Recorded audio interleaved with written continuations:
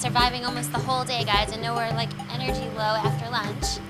So we often get a lot of questions about the BitPesa team, like what are we doing, what's happening. We answered some questions earlier on about new products that are coming up, but Amy and I routinely hide from any kind of press questions. And I know Shiko chats with you guys all the time. But we thought we'd kind of do an open forum and share some of the most frequently asked questions. So what you guys are kind of been asking us, either on email as we trade or lately. And then after we do that, we can kind of open up to questions. So I just wanted to give a quick thank you for everybody who uses our platform. Some of our big users are here who we've met for the first time in real life. And that's awesome that you guys have been supporting us for over a year of trading now. And been really patient as we've launched new features and through the bumps, through the Safaricom server transfer. And we really appreciated how much you guys have spoken out on social media. It's helped us a lot, and we learn from you guys every day. So I love the feature requests that we've had this morning, and I'd love to hear more. So just, we want to be really in touch with what you guys need to grow your own businesses using Bitcoin. So, okay, so the first thing we want to talk about is a question for Shiko about how customer support works and what happens when you guys have a problem when you're trading. So maybe Shiko can just take you through the best ways to get in touch and exactly what we do when you send in a support issue. Hi everyone, I'm Shiko again.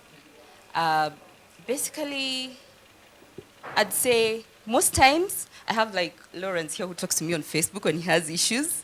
So I'd not say there's a specific way you should go about it, but the best way to tackle an issue when you have, say you bought Bitcoin and you did put in the hyphen. I don't know how many have tried the new buy system. How many have tried?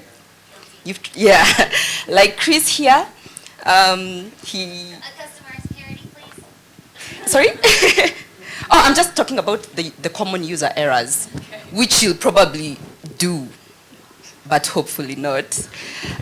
There's a hyphen you see when you put in the account number when you're buying Bitcoin. I also know someone else who left it out today. If you leave it out, the payment does not go through. But you can send a support ticket to support@bitpesa.co.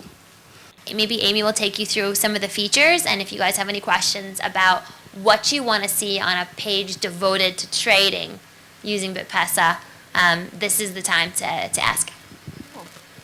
Right, hi everyone, I'm Amy. I know a few of the people here. Shiko knows more of you. So yeah, we're in the process of developing this really cool new trade-friendly page. Right now, those of you who buy Bitcoin, you have to go to a buy section, and that's all you can do on that page. And if you want to sell Bitcoin, it's more of a way to send money home kind of experience. So we're trying to create a place where you can go, you can both buy and sell Bitcoin, and it feels a bit more like where you would go if you were a trader to buy or sell stocks or any other commodity. So we're going to have a buy option and a sell option. We're going to have a graph with some of the price activity over the last day, month, year, whatever you guys want to see. We're open to feedback. And we're going to try to highlight some trader commentary. I mean, some of you guys are very active in the WhatsApp group, the Bitcoin WhatsApp group. It's really cool. It takes me a while to scroll through all 500 comments a day, but we'll try to highlight things people are saying, what's going on in the community, because this isn't just Bitcoin in the world, this is Bitcoin in Kenya, so we want to know what you guys are talking about. So we're going to highlight that. I'll try to add a little commentary, because I'm the one behind the scenes at BitPesa doing all the trading, so I'll try to add some of my own commentary. And beyond that, we're open to anything else you guys want to add, maybe a news feed, something like that. So right now, we're in the interactive stage. Any questions on what you guys would like to see on a trading page? Okay, talk about it later. So we wanted to make it a little bit more like your favorite trading info sites, but not as information heavy like a BTC charts or anything, or like a Bitcoin charts. So if you guys have any suggestions later on, just give us a shout. Okay, the next question that we get asked a lot is, on my phone, is how do we determine our pricing, our commission, and our fees and pretty much everybody has politely asked us about this. Some of you less politely. But we just wanted to give you a breakdown at exactly how we calculate our base rate and then how we make our commission off of that, just so you guys have more transparency, because we are really interested in being a low price. And I know some of you have complained that our prices are high, although we are way below local Bitcoins and some other guys. But those prices are only going to come down going forward as we get bigger, we get more efficient, there's more liquidity in the market, and there's more trading volume. Okay, so yeah, just to bring a bit more transparency around our pricing, what we do is we like to think of it as a neutral market Kenyan shilling rate, a US dollar Kenyan shilling rate. So a nice source, if you guys are curious or interested in finding that, the central bank posts a daily updated rate, and the central bank is such a huge source of US dollar Kenyan shilling liquidity here that it's a great place to look and see where the market is probably going to be for the rest of the day that day. So the Central Bank of Kenya posts a dollar Kenyan shilling rate. That's very useful. And then for Bitcoin dollar, because ultimately what we're doing is we're trading Bitcoin dollar, then dollar Kenyan shilling. For Bitcoin US dollar, a great source is bitcoinwisdom.com. I'm sure a lot of you guys have been there before. It'll show you several of the largest exchanges. We try to find the absolute best one that we can possibly source at that time, and that's the Bitcoin dollar rate that we use. So, as you can imagine, we're signed up with pretty much all the big exchanges and a lot of other sources of liquidity. So we do a lot of searching around to find the best Bitcoin dollar and dollar Kenyan shilling price. And once we cross those together, we either add or subtract 3%. So we subtract 3% if you're selling. If you're buying, it's closer to 4%. And part of the reason for that is just, mobile money is kind of, it's on the pricey side here. So when we're paying out and collecting mobile money, it isn't always the cheapest option. But, it gives us access to everyone here instantly. So all of the benefits of mobile money outweigh sort of the heftier price. So that's just something we have to go along with. But we cover all other exchange commissions. All of our costs are covered by that percentage markup. So, the commissions we experience on the Bitcoin exchanges we work with, banks and Forex advisors for dollar Kenyan shilling. We try to cover all of our costs that way. So, we're trying our very best to give you the best price, and we're always trying to drive that down. Anybody have any questions on pricing? Or we can wait to the end, I guess. Which brings us to our next thing. The issue about cash. We've had a lot of requests in the last few months to deliver cash to our office or take cash to our bank. And a lot of you guys are questioning, why don't we accept cash? And for that, I'd say cash is expensive to accept. It requires, a full-time employee to take that cash, walk to the bank with the cash, a manager to check to make sure what happened. So to give you guys the best prices, we try not to take cash. And maybe it doesn't seem like cash is expensive, but when you look at it on like an enterprise level, it really drives the cost up. So we haven't really found that if you want to give in cash, you're willing to pay like a higher rate, or we're not seeing that just yet. But an option we have going forward is to work with a partner to have cash kiosks, almost like a cash ATM, around Kenya. And that's something that I'd love to hear from you guys, whether that's something you're interested in, where you would basically walk up to something that looks like a BitPesa point, not BitPesa point, but something that looks like it, and put cash into a machine to come through BitPesa. I'd love to just take a poll. How many of you guys have done that for bill pays? Ever gone up to a kiosk and put money in to pay a bill? Have you guys ever done that? 0 people? Never? Anybody use a BitPesa point to pay their bills? What about like a solo kiosk? You guys know those solo things they have? It's like a double screen. Nope. Okay. It's kind of how we thought people viewed cash. Okay, cool. And then the last thing we wanted to just talk a little bit about is the idea about a social impact business. A lot of people have been questioning us on, are we an NGO or are we a business? And I don't know, Shiko, you want to chat about this, about maybe BitGive and what we've done with BitGive and what we are and we're not?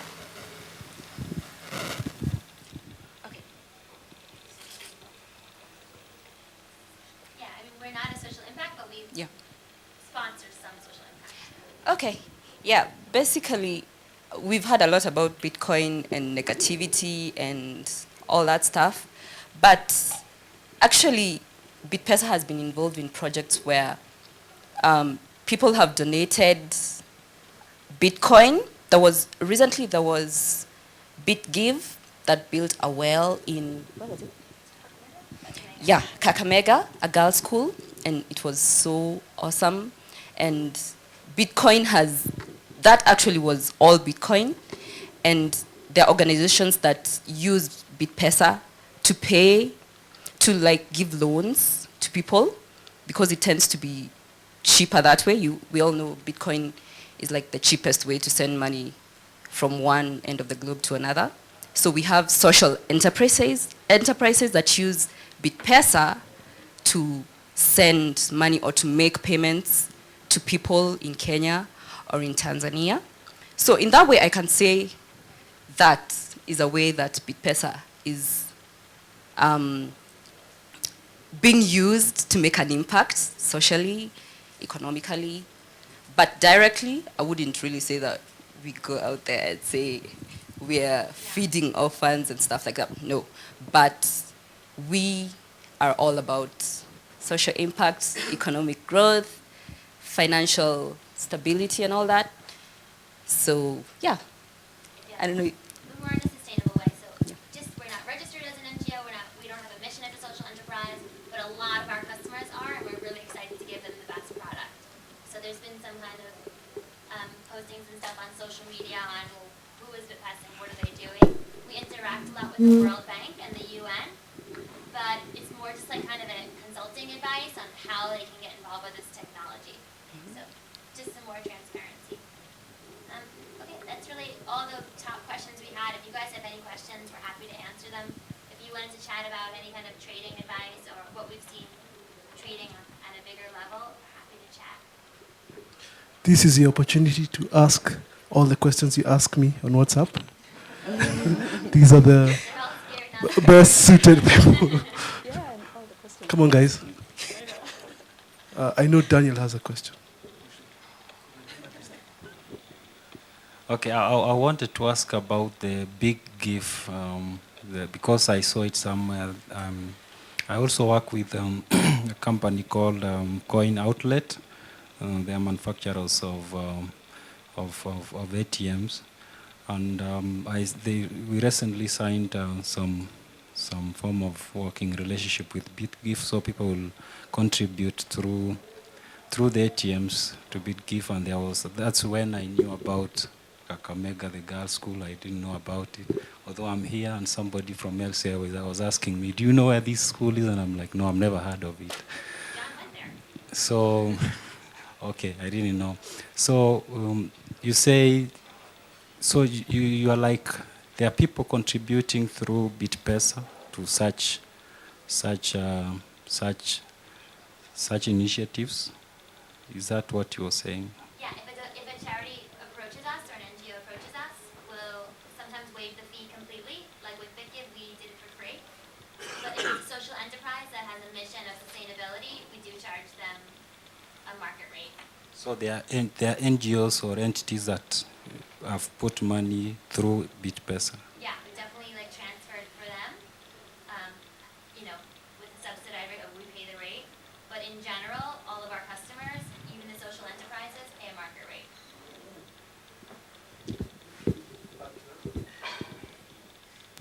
So the organization we're talking about called BitGive, it's based in the US. And because of Bitcoin, it's actually a one-person organization. Because Bitcoin cuts the costs. You don't need to have, a team of accountants. You don't need to have, all sorts of stuff that you'd need if you're transferring money, ordinary money, say through a bank. So I was with Connie in Kakamega, and basically all the money that was donated was the money that was passed on to the project.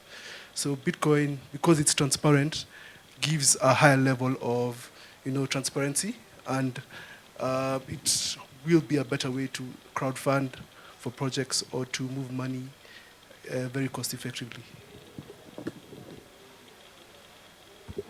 My name is Michael. I have a question on, I'm in some groups on Facebook and I see a lot of freelancers have trouble moving money from the companies they work for. I think some of them work for writing companies, some of them freelance work, and most of them are paying a hefty price. They're paying as much as 16%.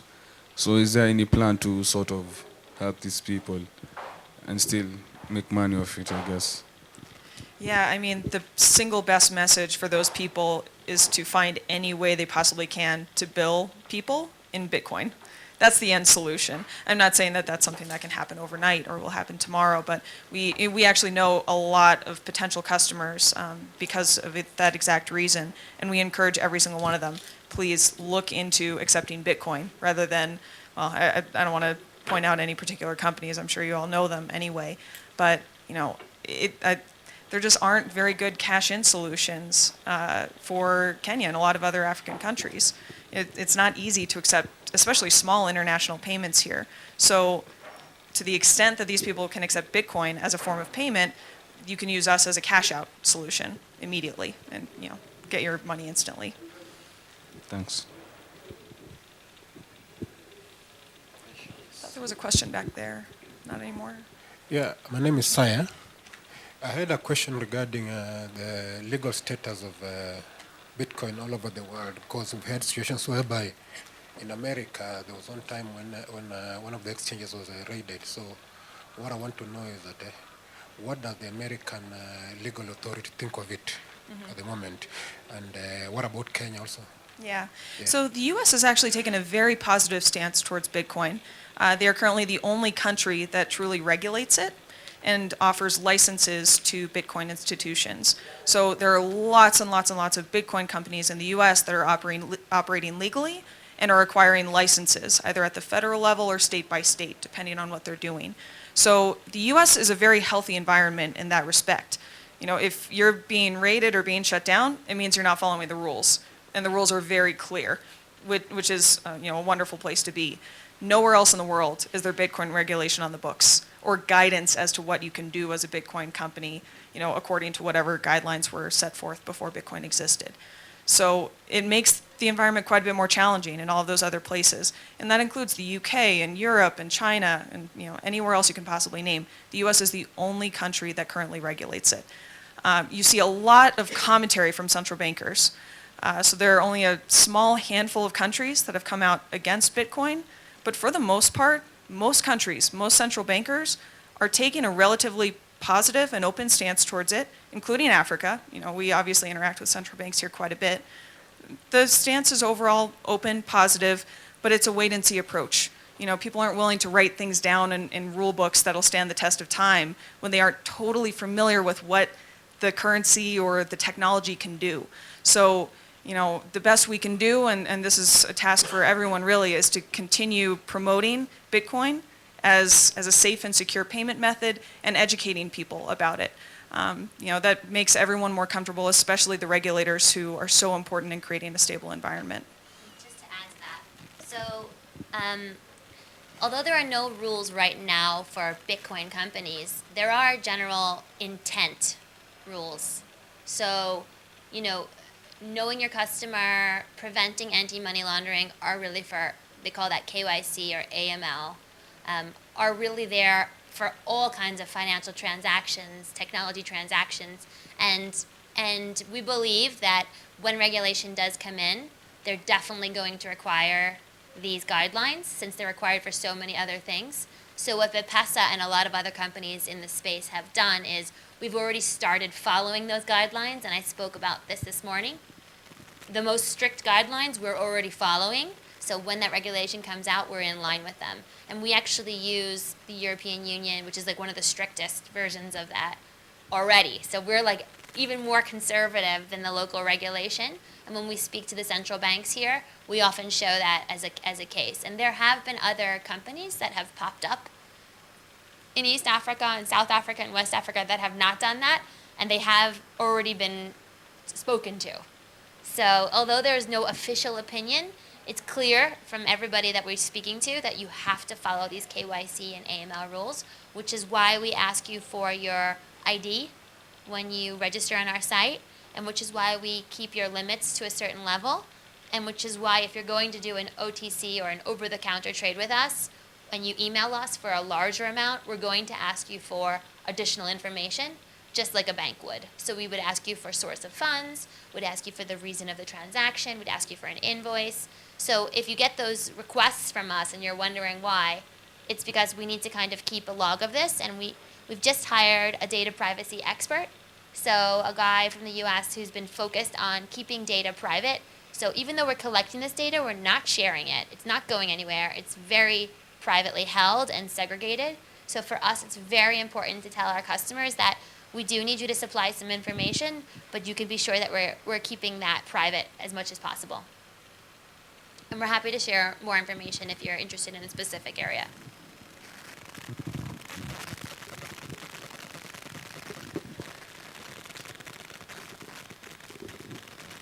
Have you considered other mobile money platforms? Yeah, in Tanzania, well, here, Shika, go ahead.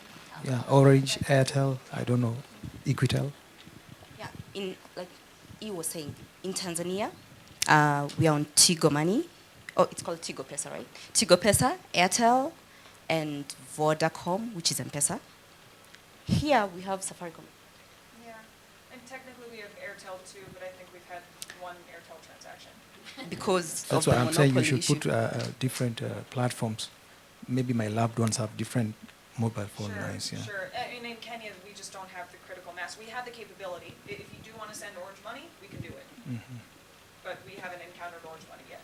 And Yeah, no and one's for asked many, us. many months we've been operating. And Airtel, actually it might have been 2 transactions on Airtel. I see. So, yeah. And in new countries, we'll have different partners, depending on the country. The price of Bitcoin fluctuates daily. There's no day you'll find that the price today is the same as tomorrow. So for those, and BitPesa is working in collaboration with M-Pesa. And the daily limit for the amount you can transact in M-Pesa is 140,000 Kenya shillings. Say a customer has 1.4 million Kenya shillings, and he or she wants to get, and the price of Bitcoin has fallen like say to 100 US dollars, and that customer wants to get maximum from the fall of the Bitcoin price. You see, normally using M-Pesa, the customer will have to take 10 days to finish the transaction. Which, are you considering payments from like institution like banks? Okay, you're asking if you can do a large transaction, right? Yes, we do that all the time. That's what we're calling over the counter.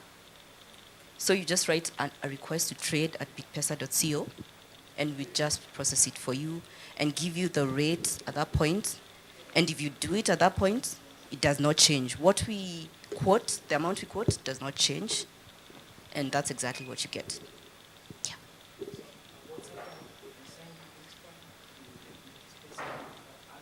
Mm-hmm. Yeah, either way. If you want to do a large transaction, either way, send us a trade request, and we're happy to do OTC trades, but we will be asking you for additional information. All right, I'll take 2 more questions, one from a lady. So I'm going to the back. How can traders get cheaper Bitcoin supply if BitPesa costs are low? For example, Coinbase charges 1%. Yeah, so the reason, there are a lot of reasons, but part of the reason Coinbase can charge so little is because they accept ACH transfers, which are extremely low-cost transfers within the US. There is no such low-cost transfer in Kenya. Even the very cheapest bank transfer costs 350 shillings. That's EFT, and that takes 2 days. RTGS costs significantly more. Mobile money, again, is not even close to as cheap as a US dollar ACH transfer. on a percentage basis. So Coinbase can process really, really big transactions for something like 15 cents to accept. And it does take 4 days. So there's a little give and take there. Even though you can do much bigger transactions at a much lower percentage fee on Coinbase, you have to wait 4 days for the funds to hit your account before you can buy that Bitcoin. And I believe they even lock in the Bitcoin price. So you're exposed to that volatility for 4 days until it gets to you. So, like I said, we continue to push for lower cost methods and ways to accept and pay out mobile money, and we'll keep doing that. And, the moment we can bring our prices down, we will. Great question. One more question.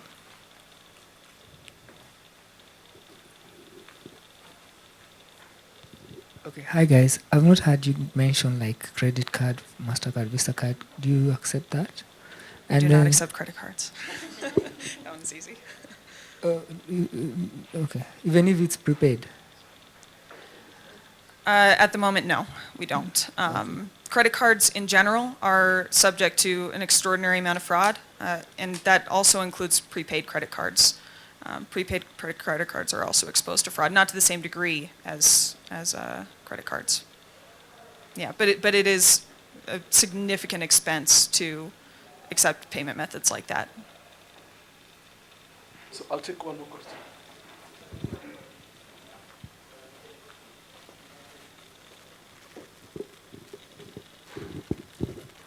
Okay, my question is about the user interaction, BitPesa user interaction with the user. Is there a way you can improve the messaging or the notification system? Because sometimes you can have an error. For example, I did an error. I think she knows about it. So you can be able to help a person instead of waiting and not knowing what is going on. You can alert the user that probably this could be the error and do this and that. And also, if you're waiting for a transaction, you could get a push notification that it's complete or it's pending, something like that. Yeah. Okay. For example, the error that you had is a bit difficult, but let's bear in mind that Buy Bitcoin just launched this week. So there are a lot of things that may not be exactly right. So we definitely appreciate your thoughts, and that's true. Like the hyphen, missing the hyphen should probably get someone an error message. So we'll definitely put that in place in probably the next iteration. But for now, the best thing is to just input exactly what you see on the display. I keep telling people that, because if you miss something, the transaction will not go through. But that's, yeah? Men will never see the hyphen for some reason. Wilberforce was telling me, yeah. Different ways that things can go wrong. Mm-hmm. We have to actually have a list of all the different error messages. Mm-hmm. So you guys are really helpful teaching us all the different errors that we can then have error messaging for. So we're gonna, do you guys want, like let's take a quick poll. If you overpay by accident, let's say you put in, I want to buy 10,000 shillings, but you send us 15,000 shillings. Right now, we send you an email saying, you overpaid, and Chico has to get in touch. But we have a big kind of like war going on inside of BitPesa saying the customer should just get what he sends. So you should just get 15,000 shillings if you send 15,000 shillings. Or no, the customer accidentally sent that. They should only get what they typed in they would send. So, that's kind of the thing we'd love to hear from you guys. If you want us to just automatically give you what we pay, so we really become like an ATM, you put something in, you get that right out. Or are we more customer conscious and saying, maybe they made a mistake, the poor customer, let's give him what he said instead of overcharging. So, that's kind of something, maybe we'll be sending out a questionnaire on what you guys really want or things like that. Just understanding what's an error and what's not an error has been really helpful. All right. So you want to add to that? I think my suggestion, on the buy option, maybe you should put something like, are you sure you want to send this particular? That feature should come. And the way you say there is an hyphen, can you make it bold? The screens we use on the other end, you can't see it. No, Try to make it bold. The funny thing is they see it, but they assume, like what Wilberforce told me. The way you're calling someone and the hyphen just automatically appears. Apparently, some people think that should happen and that's why they don't put it in. They see it, but... Okay, automatic hyphen. Like when you're supposed to send money to your PayPal number, in the PayPal number it is 0005 something. When you put in 0005, it doesn't go through. It's an error message. Like you're just supposed to put in the 5 on. Wait, you can't put in the zeros. No, you can't. When you put in the zeros, it gives you an error message. So I wasn't even sure if... Are you sure? Yeah, so we have had one or two customers who have really struggled to pay paybill in general, and that has been a Safaricom issue. A certain handful of SIM cards were issued that are incapable of paying paybill, or at least paying it correctly. So I would probably recommend reaching out to Safaricom and seeing if your SIM was part of that batch.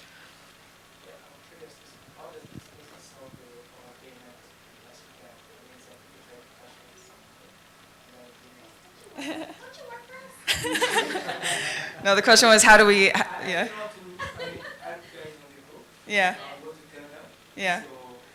So the question was how do we solve overpayment? So in terms of notifications, we do have notifications if you pay too little or you overpay. So if you don't pay as much as you requested, then we'll send you a notification that says you still owe 250 shillings, and you can send that and complete the transaction. If you overpay, we send you a notification saying you paid too much, we sent you the Bitcoin we quoted, but there's some Kenyan shillings left over, and you have to reach out to Shiko. So yeah, I mean, it's a bit of a manual process, which is why Elizabeth was saying, we're trying to think of ways to automate that a bit, make it easier for you guys, and give you exactly what you're expecting.